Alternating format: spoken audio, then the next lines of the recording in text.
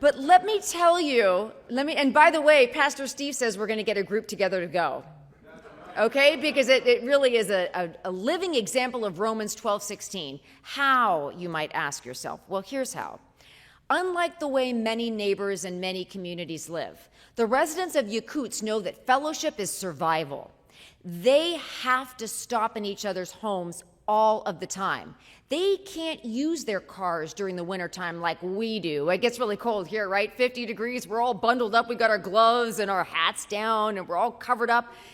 Nope, when it's 40 below, you have to do a little more than that. You can't use your cars, especially if it's between 40 below and 80 below, because they freeze, you can't leave them running all day. You have to walk even to get to public transportation. So here's what they do in Yakutsk.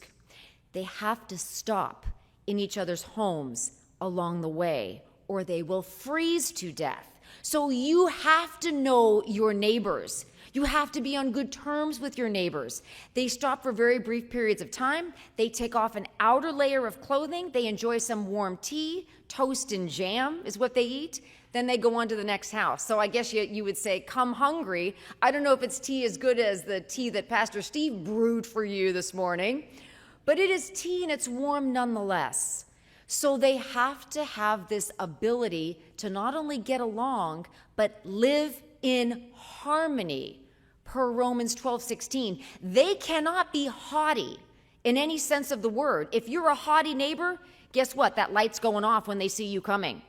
And you might lose fingers and toes in frostbite, in addition to losing a good friend and a neighbor. You cannot afford not to live in harmony.